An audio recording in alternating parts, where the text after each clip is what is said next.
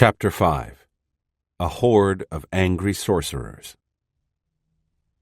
We were in the town at the crack of dawn. At that point, I took the wheel and drove toward the house.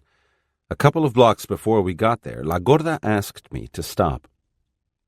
She got out of the car and began to walk on the high sidewalk. One by one, all of them got out.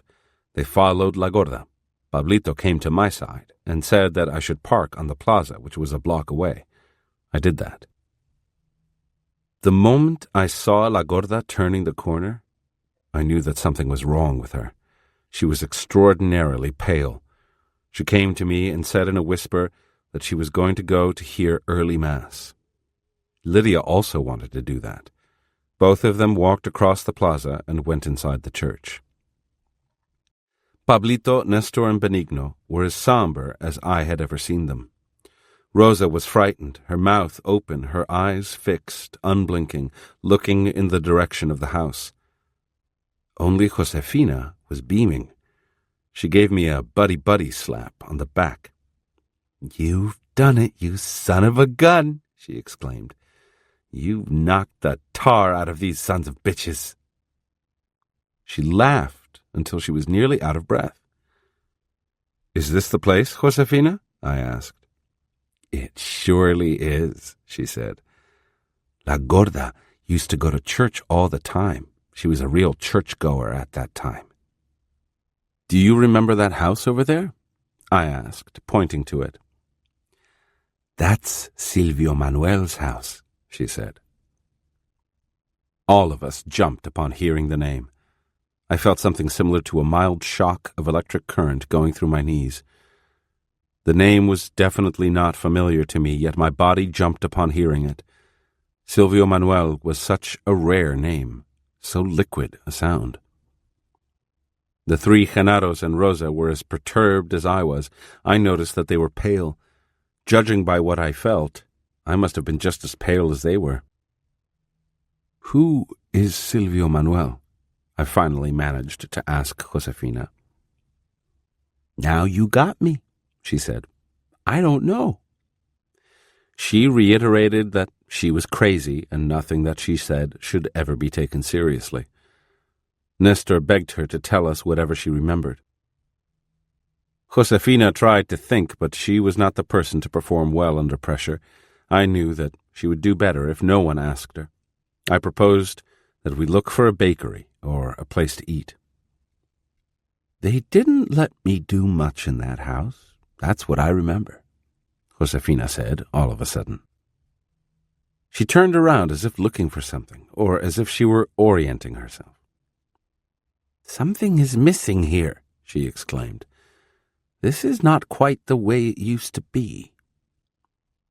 I attempted to help her by asking questions that I deemed appropriate, such as whether houses were missing or had been painted or new ones built, but Josefina couldn't figure out how it was different. We walked to the bakery and bought sweet rolls. As we were heading back to the plaza to wait for La Gorda and Lydia, Josefina suddenly hit her forehead as if an idea had just struck her. "I know what's missing," she shouted. "That stupid wall of fog. It used to be here then. It's gone now."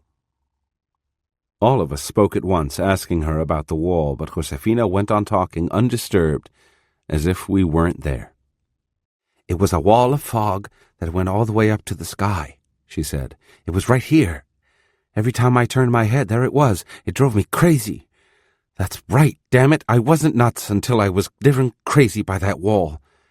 I saw it with my eyes closed, or, with my eyes open, I thought that wall was after me." For a moment, Josefina lost her natural vivaciousness. A desperate look appeared in her eyes. I had seen that look in people who were going through a psychotic episode. I hurriedly suggested that she eat her sweet roll. She calmed down immediately and began to eat it.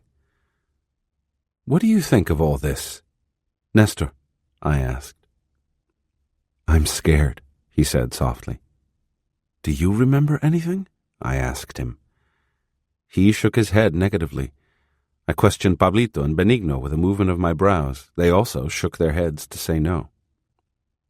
"How about you, Rosa?" I asked. Rosa jumped when she heard me addressing her. She seemed to have lost her speech. She held a sweet roll in her hand and stared at it, seemingly undecided as to what to do with it. "Of course she remembers," Josefina said, laughing. "But she's frightened to death. Can't you see that piss is even coming out of her ears?" Josefina seemed to think her statement was the ultimate joke. She doubled up laughing and dropped her roll on the ground. She picked it up, dusted it off, and ate it. "Crazy people eat anything," she said, slapping me on the back. Nestor and Benigno seemed uncomfortable with Josefina's antics. Pablito was delighted. There was a look of admiration in his eyes. He shook his head and clicked his tongue as if he couldn't believe such grace. "Let's go to the house," Josefina urged us. "I'll tell you all kinds of things there." I said that we should wait for La Gorda and Lydia. Besides, it was still too early to bother the charming lady who lived there. Pablito said that in the course of his carpentry business, he had been in the town and knew a house where a family prepared food for transient people. Josefina didn't want to wait. For her, it was either going to the house or going to eat. I opted for having breakfast and told Rosa to go into the church to get La Gorda and Lydia, but Benigno gallantly volunteered to wait for them and take them to the breakfast place. Apparently, he, too, knew where the place was. Pablito didn't take us directly there. Instead, at my request, we made a long detour. There was an old bridge at the edge of town that I wanted to examine. I had seen it from my car the day I had come with La Gorda. Its structure seemed to be colonial. We went out on the bridge and then stopped abruptly in the middle of it. I asked a man who was standing there if the bridge was very old. He said that he had seen it all his life, and he was over 50. I thought that the bridge held a unique fascination for me alone, but watching the others, I had to conclude that they too had been affected by it. Nestor and Rosa were panting, out of breath. Pablito was holding on to Josefina. She, in turn, was holding on to me. "Do you remember anything, Josefina?" I asked. "That devil Silvio Manuel is on the other side of this bridge," she said, pointing to the other end, some 30 feet away. I looked Rosa in the eyes. She nodded her head affirmatively and whispered that she had once crossed that bridge in great fear and that something had been waiting to devour her at the other end. The two men were no help. They looked at me, bewildered. Each said that he was afraid for no reason. I had to agree with them. I felt I wouldn't dare cross that bridge at night for all the money in the world. I didn't know why. "What else do you remember, Josefina?" I asked. "My body is very frightened now," she said. "I can't remember anything else. That devil Silvio Manuel is always in the darkness. Ask Rosa." With a movement of my head, I invited Rosa to talk. She nodded affirmatively 3 or 4 times, but could not vocalize her words. The tension I myself was experiencing was uncalled for, yet real. All of us were standing on that bridge, midway across, incapable of taking one more step in the direction Josefina had pointed. At last, Josefina took the initiative and turned around. We walked back to the center of town. Pablito guided us then to a large house. La Gorda, Lydia, and Benigno were already eating. They had even ordered food for us. I wasn't hungry. Pablito, Nestor, and Rosa were in a daze. Josefina ate heartily. There was an ominous silence at the table. Everybody avoided my eyes when I tried to start a conversation. After breakfast, we walked to the house. No one said a word. I knocked, and when the lady came out, I explained to her that I wanted to show her house to my friends. She hesitated for a moment. La Gorda gave her some money and apologized for inconveniencing her. Josefina led us directly to the back. I had not seen that part of the house when I was there before. There was a cobbled courtyard with rooms arranged around it. Bulky farming equipment was stored away in the roofed corridors. I had the feeling I had seen that courtyard when there was no clutter in it. There were 8 rooms, 2 on each of the 4 sides of the courtyard. Nestor, Pablito, and Benigno seemed to be on the brink of getting physically ill. La Gorda was perspiring profusely. She sat down with Josefina in an alcove in one of the walls while Lydia and Rosa went inside one of the rooms. Suddenly Nestor seemed to have an urge to find something and disappeared into another of those rooms. So did Pablito and Benigno. I was left alone with the lady.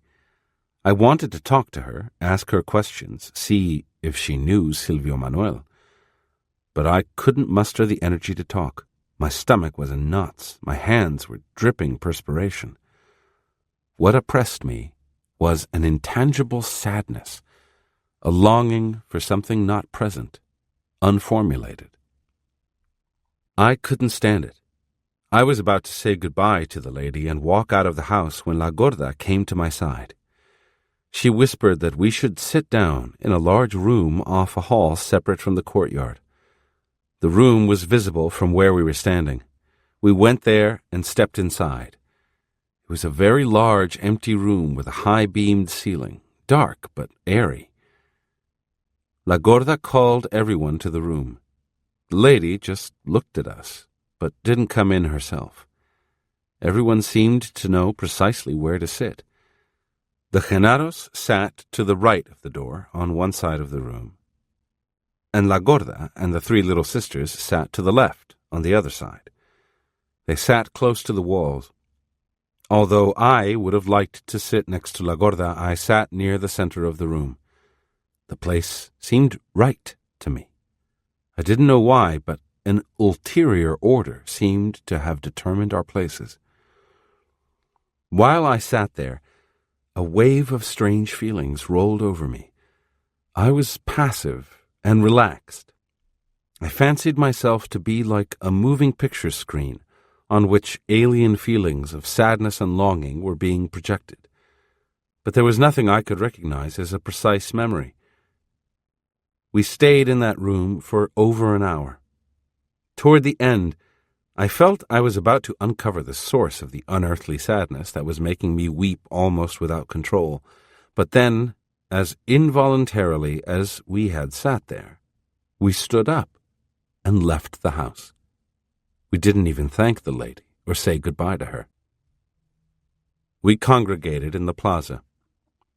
La Gorda stated right away that because she was formless, she was still in charge. She said that she was taking this stand because of conclusions she had reached in Silvio Manuel's house. La Gorda seemed to be waiting for comments. The silence of the others was unbearable to me. I finally had to say something. "What are the conclusions you reached in that house, Gorda?" I asked. "I think we all know what they are," she replied in a haughty tone. "We don't know that," I said. "Nobody has said anything yet." "We don't have to talk. We know," La Gorda said. I insisted that I couldn't take such an important event for granted. We needed to talk about our feelings. As far as I was concerned, all I had gotten out of it was a devastating sense of sadness and despair. "The Nagual Juan Matus was right," La Gorda said. "We had to sit on that place of power to be free. I am free now. I don't know how it happened, but something was lifted off me as I sat there." The 3 women agreed with her. The 3 men did not. Nestor said that he had been about to remember actual faces, but that no matter how hard he had tried to clear his view, something thwarted him. All he had experienced was a sense of longing and sadness at finding himself still in the world. Pablito and Benigno said more or less the same thing.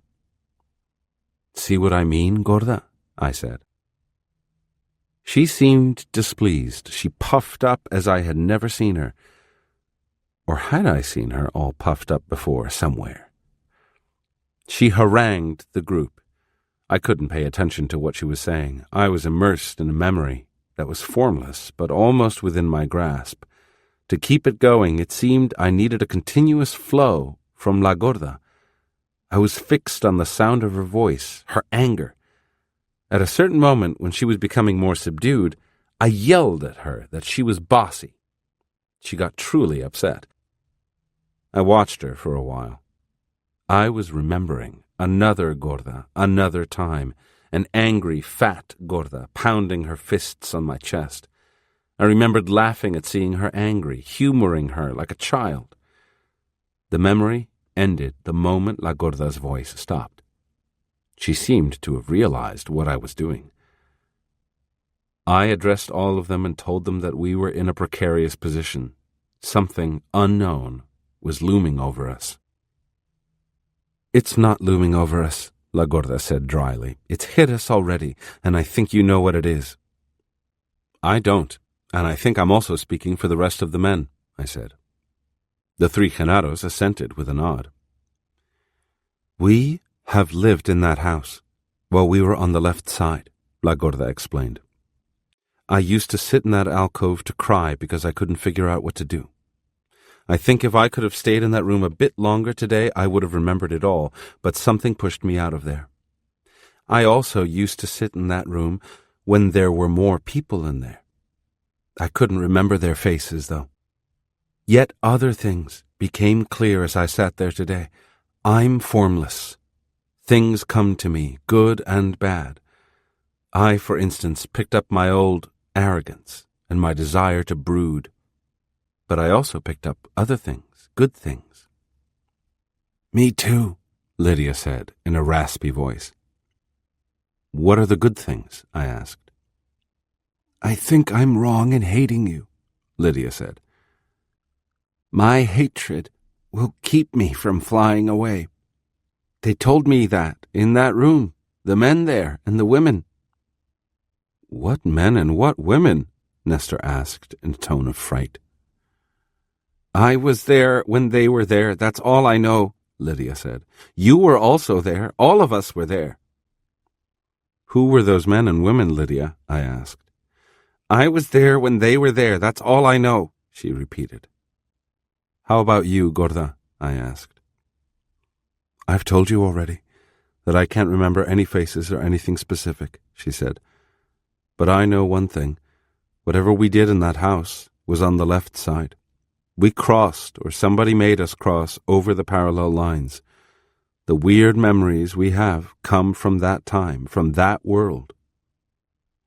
Without any verbal agreement, we left the plaza and headed for the bridge. La Gorda and Lydia ran ahead of us. When we got there, we found both of them standing exactly where we ourselves had stopped earlier. "Silvio Manuel is the darkness," La Gorda whispered to me, her eyes fixed on the other end of the bridge. Lydia was shaking. She also tried to talk to me. I couldn't understand what she was mouthing. I pulled everyone back away from the bridge. I thought that perhaps if we could piece together what we knew about that place, we might have a composite that would help us understand our dilemma. We sat on the ground a few yards away from the bridge. There were lots of people milling around, but no one paid any attention to us. "Who's Silvio Manuel, Gorda?" I asked. "I never heard the name until now," she said. "I don't know the man. Yet I know him. Something like waves came upon me when I heard that name. Josefina told me the name when we were in the house. From that moment on, things have started to come to my mind and to my mouth, just like Josefina. I never thought I would live to find myself being like Josefina." "Why did you say that Silvio Manuel is the darkness?" I asked. "I have no idea," she said. "Yet all of us here know that that is the truth." She urged the women to speak up. No one uttered a word. I picked on Rosa. She had been about to say something 3 or 4 times. I accused her of holding out on us. Her little body convulsed. "We crossed this bridge, and Silvio Manuel waited for us at the other end," she said, in a voice barely audible. "I went last. When he devoured the others, I heard their screams. I wanted to run away, but the devil Silvio Manuel was at both ends of the bridge. There was no way to escape. La Gorda, Lydia, and Josefina agreed. I asked whether it was just a feeling that they had, or an actual moment-to-moment memory of something. La Gorda said that for her it had been exactly as Rosa had described it, a moment-to-moment memory. The other two agreed with her. I wondered aloud what had happened with the people who lived around the bridge. If the women were screaming, as Rosa said they were, the passers-by must have heard them. Screaming would have caused a commotion. For a moment I felt that the whole town must have collaborated in some plot. A chill ran through me. I turned to Nestor and bluntly expressed the full scope of my fear. Nestor said that the Nagual Juan Matus and Genaro were indeed warriors of supreme accomplishment, and as such, they were solitary beings. Their contacts with people were one-to-one. There was no possibility that the entire town or even the people who lived around the bridge were in collusion with them. For that to happen, Nestor said, all those people would have to be warriors, a most unlikely possibility. Josefina began to circle me, looking me up and down with a sneer. "You certainly have gall," she said. "Pretending that you don't know anything when you were here yourself. You brought us here. You pushed us onto this bridge." The eyes of the woman became menacing. I turned to Nestor for assistance. "I don't remember a thing," he said. "This place scares me. That's all I know." Turning to Nestor was an excellent maneuver on my part. The women lashed out at him. "Of course you remember," Josefina yelled. "All of us were here. What kind of stupid ass are you?" My inquiry required a sense of order. I moved them away from the bridge. I thought that being the active persons they were, they would find it more relaxing to stroll and talk things out, rather than sitting, as I would have preferred. As we walked, the women's anger vanished as quickly as it had come. Lydia and Josefina became even more talkative. They stated over and over the sense that they had that Silvio Manuel was awesome. Nevertheless, neither of them could remember being physically hurt. They only remembered being paralyzed by fear. Rosa didn't say a word, but gestured her agreement with everything the others said. I asked them if it had been night when they tried to cross the bridge. Both Lydia and Josefina said that it was daytime. Rosa cleared her throat and whispered that it was at night. La Gorda clarified the discrepancy, explaining that it had been the morning twilight or just before. We reached the end of a short street and automatically turned back toward the bridge. "It's simplicity itself," La Gorda said suddenly, as if she had just thought it through. We were crossing, or rather Silvio Manuel was making us cross, the parallel lines. That bridge is a power spot, a hole in this world, a door to the other. We went through it. It must have hurt us to go through because my body is scared. Silvio Manuel was waiting for us on the other side. None of us remembers his face because Silvio Manuel is the darkness, and never would he show his face. We could see only his eyes. "One eye," Rosa said quietly, and looked away. "Everyone here, including you," La Gorda said to me, "knows that Silvio Manuel's face is in darkness. One could only hear his voice, soft, like muffled coughing." La Gorda stopped talking and began scrutinizing me in a way that made me feel self-conscious. Her eyes were cagey. She gave me the impression that she was holding back something she knew. I asked her. She denied it, but she admitted having scores of feelings with no foundation that she didn't care to explain.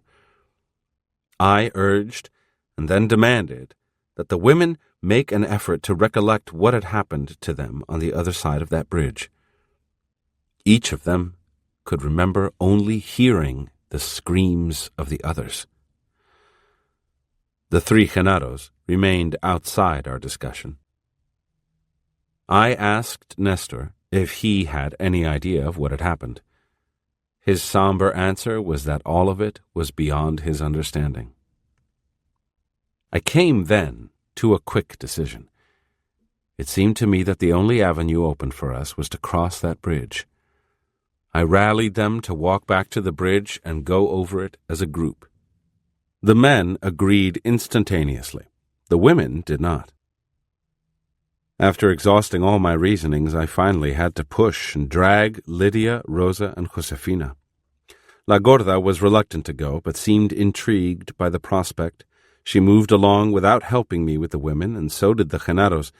They giggled nervously at my efforts to herd the little sisters, but they didn't move a finger to help. We walked up to the point where we had stopped earlier. I felt there that I was suddenly too weak to hold the three women. I yelled at La Gorda to help. She made a half-hearted attempt to catch Lydia as the group lost its cohesion, and every one of them except La Gorda scrambled, stumping and puffing to the safety of the street. La Gorda and I stayed as if we were glued to that bridge, incapable of going forward and begrudging having to retreat. La Gorda whispered in my ear that I shouldn't be afraid at all because it had actually been I who had been waiting for them on the other side. She added that she was convinced I knew I was Silvio Manuel's helper, but that I didn't dare to reveal it to anyone. Right then, a fury beyond my control shook my body. I felt that La Gorda had no business making those remarks or having those feelings. I grabbed her by the hair and twirled her around. I caught myself at the apex of my wrath and stopped. I apologized and hugged her. A sober thought came to my rescue. I said to her that being a leader was getting on my nerves. The tension was becoming more and more acute as we proceeded. She did not agree with me. She held on steadfastly to her interpretation that Silvio Manuel and I were utterly close, and that upon being reminded of my master, I had reacted with anger. It was lucky that she had been entrusted to my care, she said. Otherwise, I probably would have thrown her off the bridge. We turned back. The rest of them were safely off the bridge, staring at us with unmistakable fear. A very peculiar state of timelessness seemed to prevail. There were no other people around. We must have been on that bridge for at least 5 minutes, and not a single person had crossed it or even come in sight. Then all of a sudden, people were moving around as on any thoroughfare during the busy hours. Without a word, we walked back to the plaza. We were dangerously weak. I had a vague desire to remain in the town a bit longer, but we got in the car and drove east toward the Atlantic coast. Nestor and I took turns driving, stopping only for gasoline and to eat, until we reached Veracruz. That city was neutral ground for us. I had been there only once. None of the others had ever been there. La Gorda believed that such an unknown city was the proper place to shed their old wrappings. We checked into a hotel, and there they proceeded to rip their old clothes to shreds. The excitation of a new city did wonders for their morale and their feeling of well-being. Our next stop was Mexico City. We stayed at a hotel by the Alameda Park, where Don Juan and I had once stayed. For 2 days, we were perfect tourists. We shopped and visited as many tourist spots as possible. The women looked simply stunning. Benigno bought a camera in a pawn shop. He took 425 shots without any film. At one place, while we were admiring the stupendous mosaics on the walls, a security guard asked me where those gorgeous foreign women were from. He assumed I was a tourist guide. I told him that they were from Sri Lanka. He believed me and marveled at the fact that they almost looked Mexican. The following day at 10 o'clock in the morning, we were at the airline office into which Don Juan had once pushed me. When he shoved me, I had gone in through one door and come out through another, not to the street as I should have, but to a market, at least a mile away, where I had watched the activities of the people there. La Gorda speculated that the airline office was also, like that bridge, a power spot, a door to cross from one parallel line to the other. She said that evidently the Nagual had pushed me through that opening, but I got caught midway between the two worlds, in between the lines. Thus, I had watched the activity in the market without being part of it. She said that the Nagual, of course, had intended to push me all the way through, but my willfulness thwarted him, and I ended up back on the line I came from, this world. We walked from the airline office to the market, and from there to the Alameda Park, where Don Juan and I had sat after our experience at the office. I had been in that park with Don Juan many times. I felt it was the most appropriate place to talk about the course of our future actions. It was my intention to summarize everything we had done in order to let the power of that place decide what our next step would be. After our deliberate attempt at crossing the bridge, I had tried unsuccessfully to think out a way to handle my companions as a group. We sat on some stone steps, and I started off with the idea that for me, knowledge was fused with words. I told them that it was my earnest belief that if an event or experience was not formulated into a concept, it was condemned to dissipate. I asked them, therefore, to give me their individual assessments of our situation. Pablito was the first one to talk. I found that odd, since he had been extraordinarily quiet up until now. He apologized because what he was going to say was not something he had remembered or felt, but a conclusion based on everything he knew. He said that he saw no problem in understanding what the women said had happened on that bridge. It had been, Pablito maintained, a matter of being compelled to cross from the right side, the Tonal, to the left side, the Nagual. What had scared everyone was the fact that someone else was in control, forcing the crossing.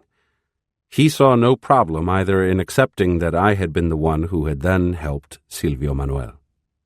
He backed up his conclusion with the statement that only 2 days earlier he had seen me doing the same thing, pushing everyone onto the bridge.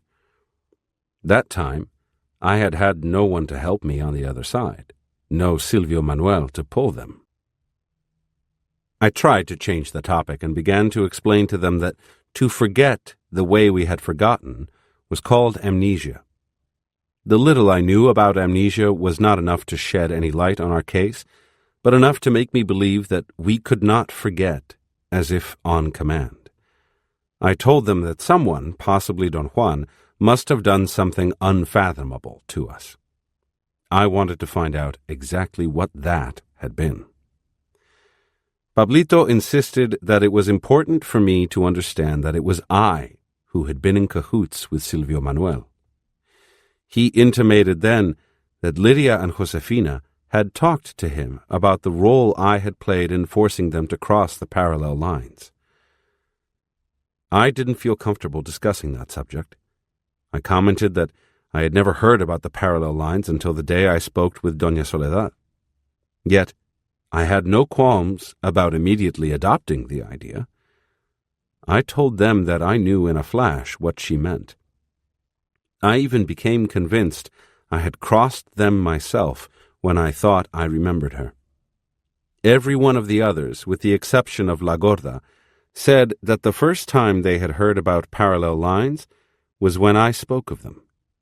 La Gorda said that she had first learned about them from Doña Soledad, just before I did.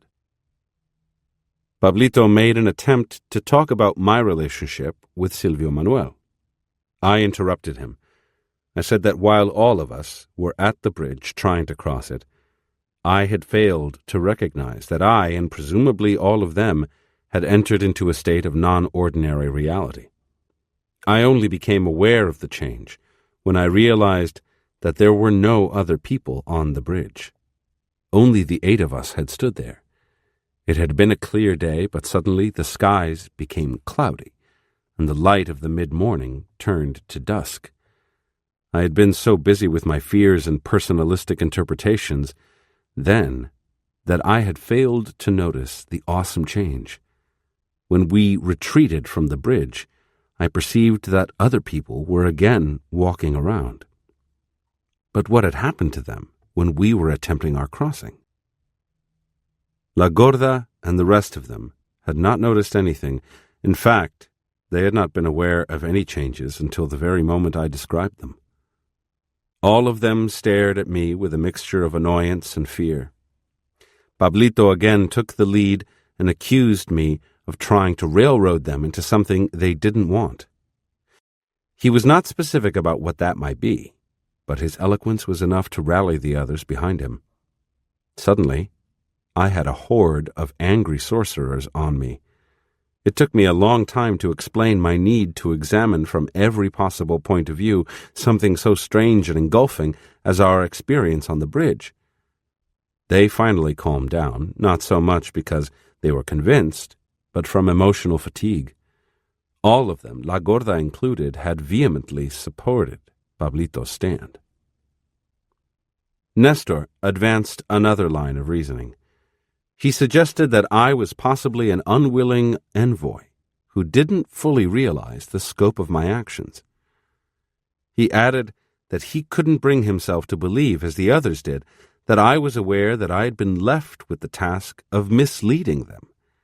He felt that I didn't really know that I was leading them to their destruction, yet I was doing just that. He thought that there were two ways of crossing the parallel lines, one by means of someone else's power, and the other by one's own power. His final conclusion was that Silvio Manuel had made them cross by frightening them so intensely that some of them didn't even remember having done it. The task left for them to accomplish was to cross on their own power. Mine was to thwart them. Benigno spoke then. He said that in his opinion the last thing Don Juan did to the male apprentices was to help us cross the parallel lines by making us jump into an abyss. Benigno believed that we already had a great deal of knowledge about the crossing, but that it was not yet time to accomplish it again. At the bridge, they were incapable of taking one more step because the time was not right.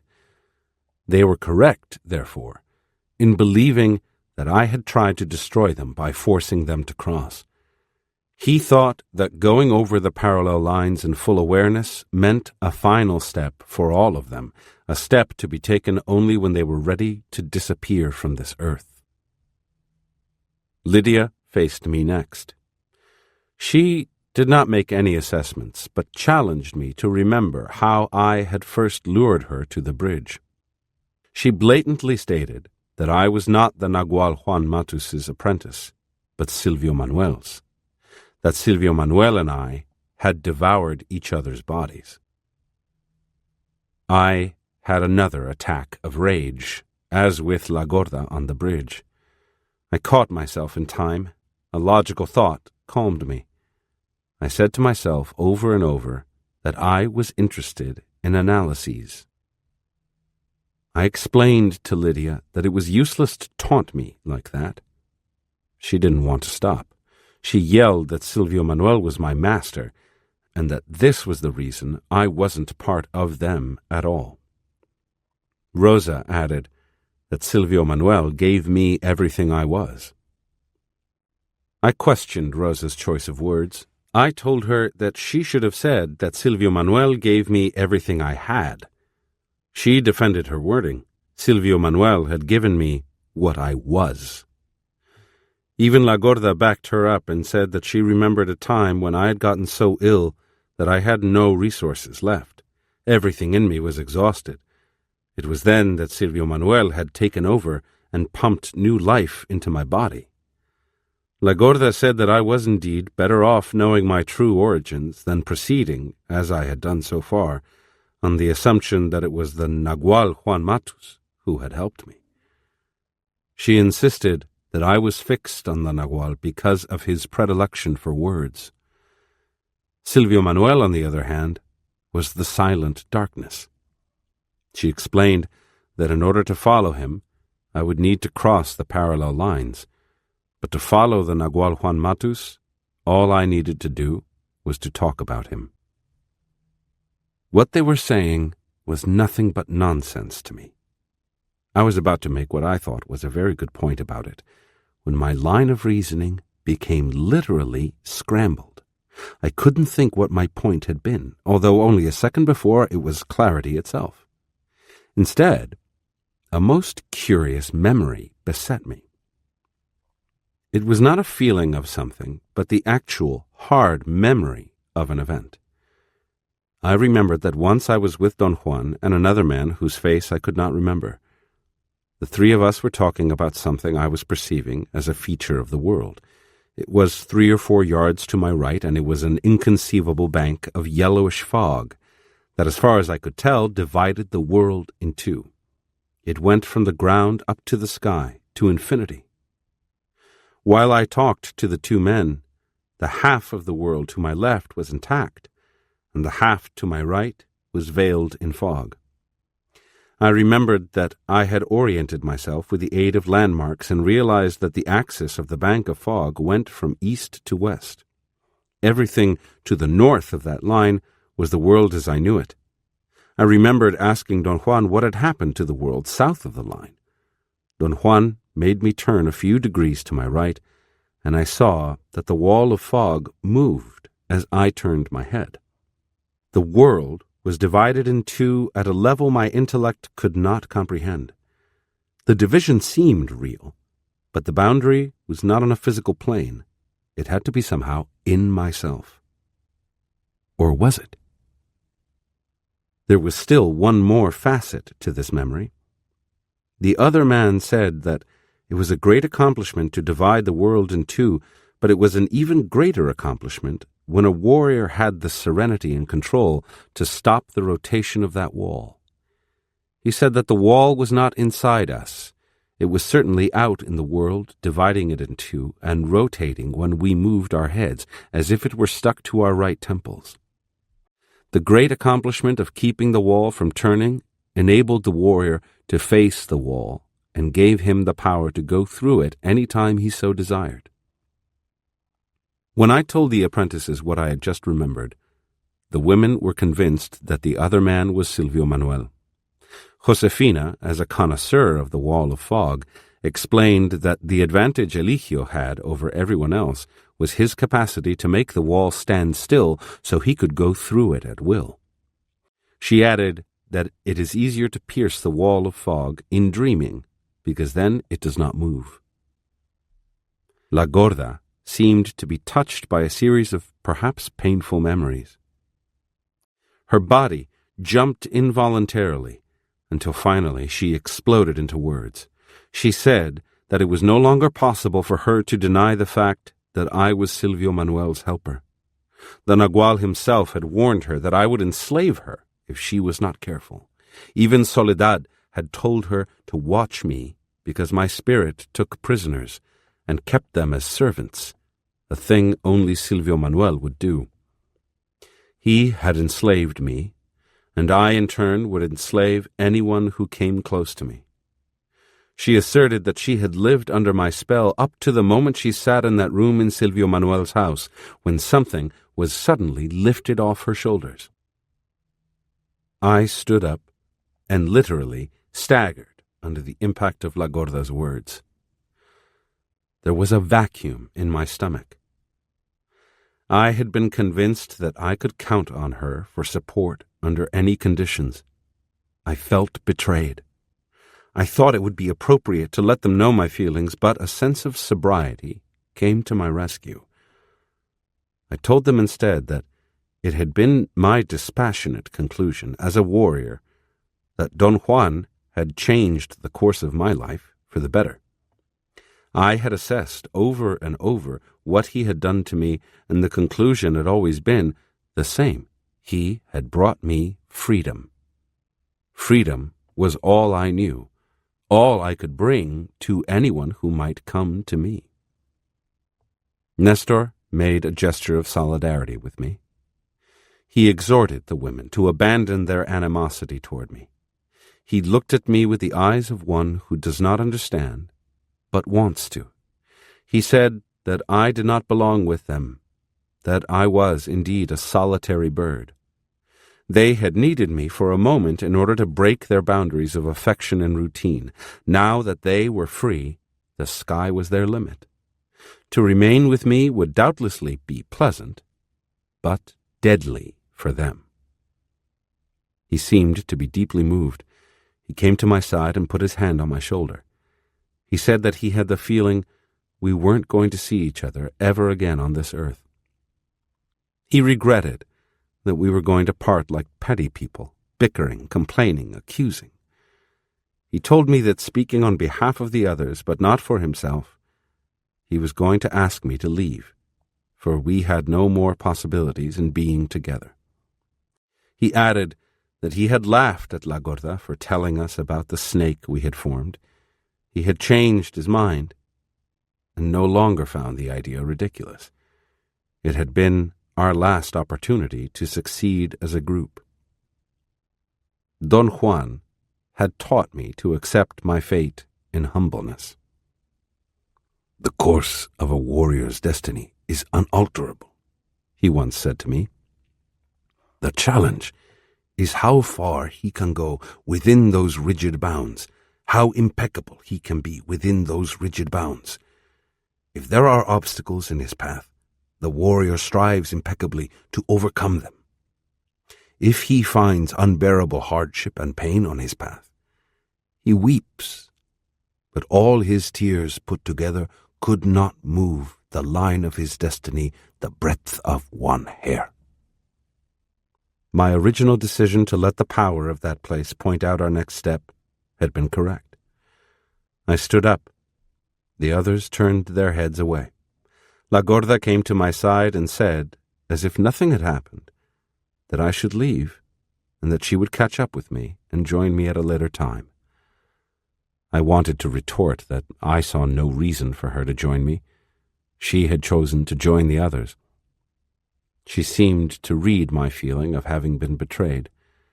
She calmly assured me that we had to fulfill our fate together as warriors, and not as the petty people we were.